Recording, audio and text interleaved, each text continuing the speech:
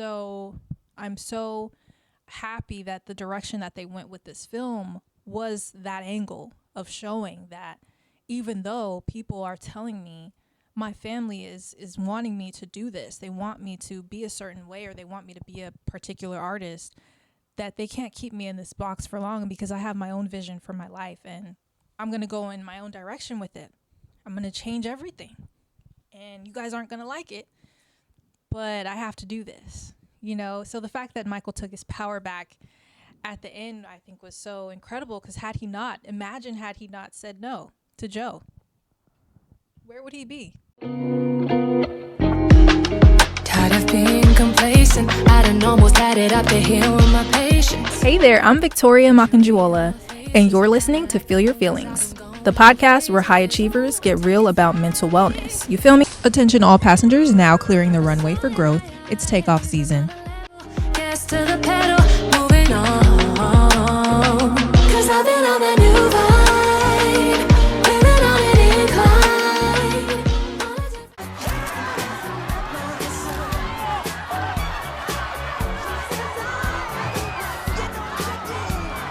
Here's my 20-minute review of the Michael movie. Okay, you guys, welcome back. How are you guys feeling today? I'm feeling good. I'm feeling blessed. I got to see the Michael movie on Sunday, April 26th with my family. It was a one-of-a-kind experience, and I highly recommend that you go see it in the theaters, while it's still out, not wait until it gets on streaming platforms, because I feel like then it's kind of like, too late.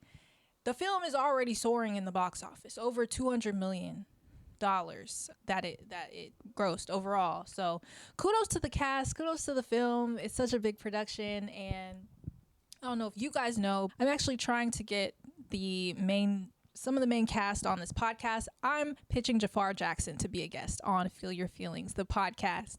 Either him or Prince Jackson. So hey, fingers crossed, putting it out there, because you never know what could happen. You got to manifest it, right? You got to speak it. You got to affirm it. I am going to interview the Michael cast on this podcast at some point. So that takes me back to the part of the movie that I want to focus on, specifically how Michael felt misunderstood and the legacy of this film, right? So Michael was super shy. First of all, Jaafar, you did excellent in your portrayal, in the way you spoke. You spoke so similarly to your uncle. You could tell that you studied him, not just as a family member, but as a person, like as an artist. Like you really did a good job of embodying him spiritually, mentally, physically, of course, but definitely physically embodied him very well.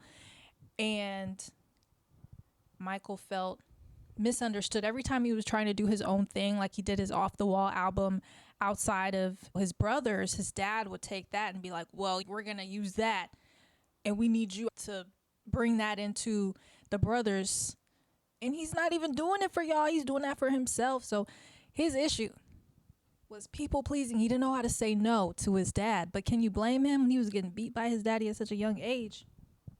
Michael was such a loving and open person that to say no to his dad or to his brothers probably felt foreign, or probably just didn't feel very good for him. And I really appreciated the father figure that was there for him in the film, who was his bodyguard, but was really like a second father for him, to tell him like, hey, you can either move out, or if that's not an option, then you're gonna have to look him in the eye and like tell him like, I want out. I want to be on my own. And as a 28-year-old, right, I can relate to feeling fearful about what people will say or think about me. Even my own parents, sometimes I do still struggle to say like, no, that's like not really where I see myself going or what I see myself doing for my future. I didn't really have much of a choice when it came to like things like education, like going to school, going to college. Like it was just a no-brainer. It's like, you're going to school. There's no ifs, ands, or buts, And then when I decided to go do my second master's, it was just kind of like, either you're going to do this or we're going to apply you. So at some point, you get tired, like enough is enough. And I want to be able to express myself freely and not have to feel limited or feeling like I can't fly. So I'm so happy that the direction that they went with this film was that angle of showing that even though people are telling me, my family is wanting me to do this, they want me to be a certain way, or they want me to be a particular artist, that they can't keep me in this box for long, because I have my own vision for my life and I'm going to go in my own direction with it. I'm going to change everything. And you guys aren't going to like it, but I have to do this, you know? So the fact that Michael took his power back at the end, I think was so incredible, because had he not said no to Joe, where would he be? I think that everything happened exactly as it was supposed to happen. And yeah, first of all, kudos to also the Jackson family for their involvement. Prince being the EP, being so involved on set. Prince was actually one of the extras on set that during the Victory Tour, he was like the PA guy in the back. And I didn't know that until afterwards. I saw a clip of him being in the background. I was like, oh my gosh, that's Prince. What? They didn't have Janet in this movie.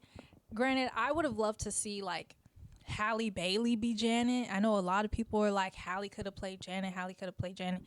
But at the same time, you know, she lived it.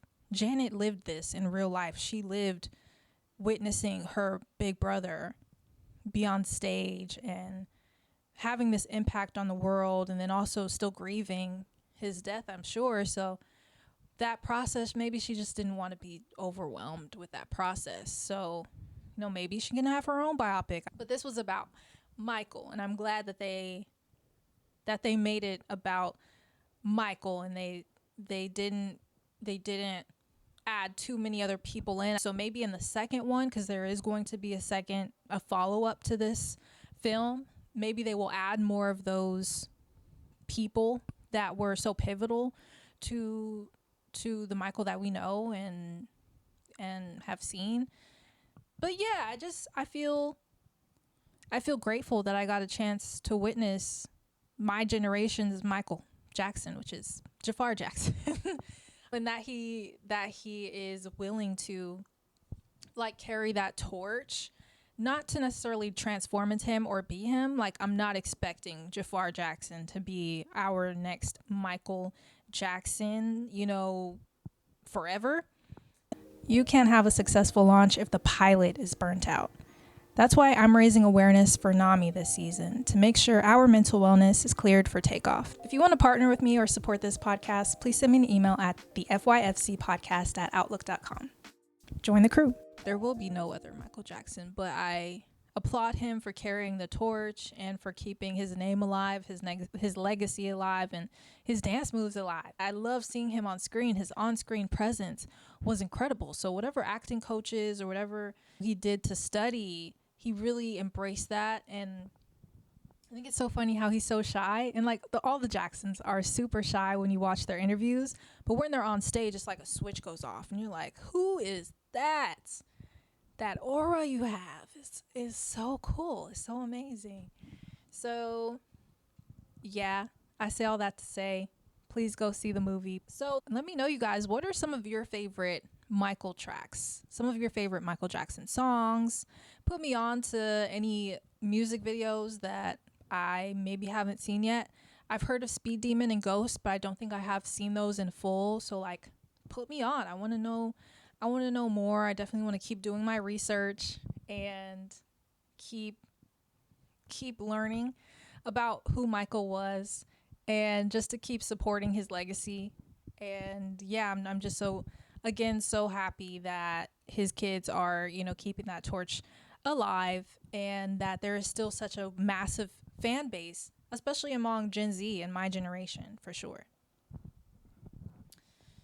Okay, so anyways, you guys, next week on the podcast is another host-to-host episode. I have been being more strategic with my shows lately, so it's been maybe a solo episode and then a host-to-host episode, but I try to fill the weeks in between with either a guest episode or host-to-host. I am going to be having an upcoming guest who is an author, actually Jeremy Robinson is going to be one of my guests. He was previously on a host to host that I have, but he's going to be joining me as a guest because he's now a comic book author and graphic novelist who is writing his own graphic novel called Noah Stone. So, writers, if you're a writer, hit me up, you guys. I'm looking for writers. I'm looking for the authors. So I'm so glad that I'm going to have this wonderful writer come on my show. So be on the lookout. And yeah, it's also time for a voice note. This one is from Micah Dewani.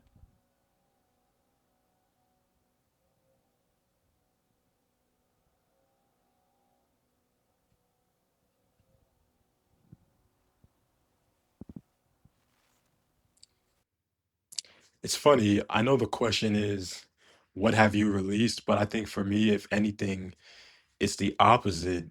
I've really, as a creative, as an artist, I've kind of just doubled down on my insanity or my weirdness, my weird factor, and just continue to just push the boundaries of my mind.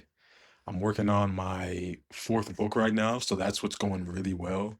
It's the most creative thing I've done. And yeah, I do think it's important to kind of examine your life and think about what you do need to pull back from or what you do need to be set free from. But this season feels like a time to just double down on everything I stand for, everything that's floating around in my brain, and just I've been just combining all of my thoughts and my perspectives and my opinions about the world and channeling those things into my art.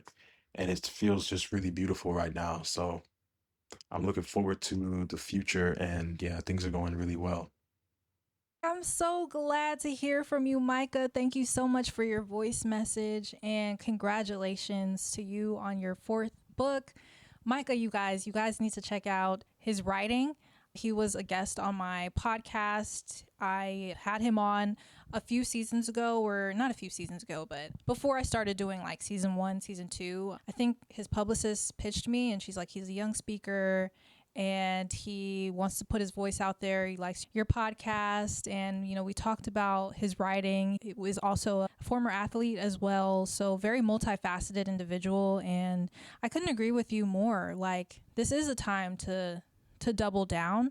And I think the fact that to do that, you have to let go of like the baggage to be able to fly freely. Like, it's just not really possible to fly with like things that are still weighing on you. So I'm really glad that I don't really sense that you have any baggage or anything. I'm glad that you are in a space where you want to go harder, you want to stand on business more, like Justin Bieber said. So keep doing that. You know, don't burn yourself out either, but do keep doing that and working on yourself, and it's going to pay off. Like, your hard work will pay off, and I'm glad that things are going well for you this season. So thank you for being in touch, and I might need to get you back on the podcast as a guest.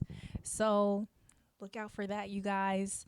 Voice messages are still open if you have something that you want to say. The question is, what have you released in the season that is helping you to take off and share something that's going well for you in your life right now? I'm doubling down on my work.